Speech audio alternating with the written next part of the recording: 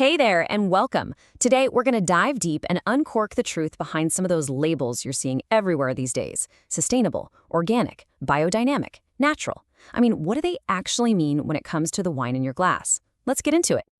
So you're standing in the wine aisle, right? And you see all these different terms. It can be kind of confusing, but I promise you, by the end of this, you're going to know exactly what you're looking at and be able to pick your bottle with total confidence. And this isn't just about a few new labels popping up. It's actually part of something bigger, what some people are calling a silent revolution.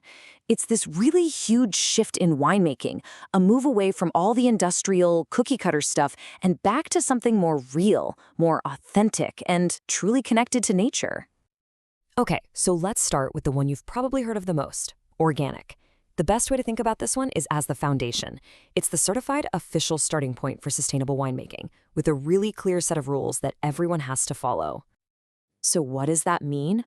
At its heart, organic wine comes from grapes grown in a way that truly respects the environment. We're talking about treating the vineyard like a living, breathing ecosystem, not some kind of factory floor. And that means a big no to synthetic chemicals and genetically modified organisms. But here's the most important part. The certification.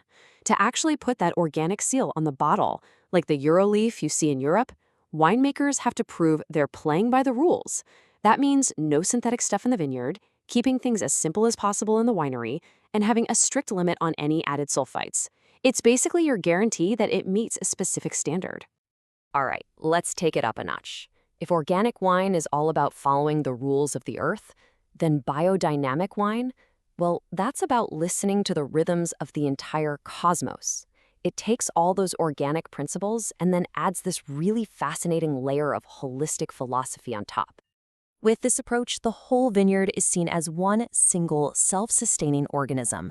Everything is connected. The soil, the plants, any animals on the farm, and yep, even the cycles of the moon and planets. The goal is to create a farm that is just buzzing with vitality and energy. This whole idea actually comes from a philosopher named Rudolf Steiner. He believed that a vineyard is a microcosm, a tiny reflection of the bigger universe, the macrocosm. So things like planting, pruning, and harvesting are all timed according to a special celestial calendar to really harness those cosmic energies. And this is probably one of the most famous and, let's be honest, unique biodynamic practices. And yes, you are seeing that correctly. Cow horns are filled with a special compost, buried in the ground all winter, and then dug up. This process is believed to create this incredibly powerful, revitalizing spray that gets misted over the fields to boost the life in the soil. It's wild stuff like this that really sets biodynamics apart. Now for our final stop, natural wine. So if organic is the rulebook and biodynamic is the deep philosophy, you can think of natural wine as the manifesto. It's all about one single guiding principle: do as little as possible. The whole goal here is just purity. The winemaker is less of a creator and more of a guardian, just guiding the grapes along their journey into wine with almost zero interference. The idea is to let the wine be a pure, unfiltered expression of the grape and the exact place where it grew.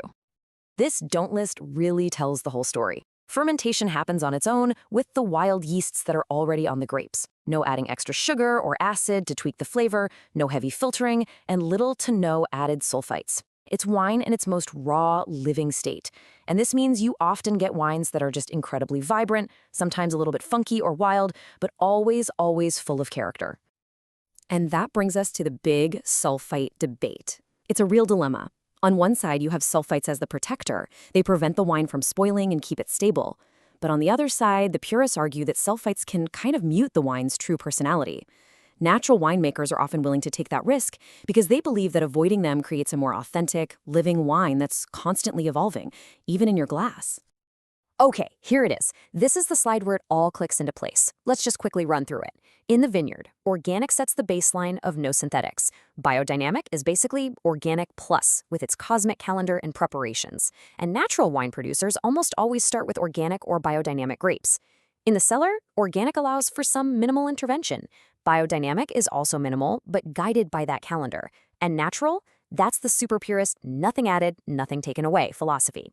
But the biggest difference to look for, certification. Organic and biodynamic have official seals you can look for. Natural, for the most part, is still a philosophy, not a regulated term. So, we've unpacked all the categories. But why is this silent revolution happening right now? And what does it all mean for the future of wine? Well, just look at this. This isn't some tiny niche movement anymore. Consumer demand for all three of these categories is just shooting up.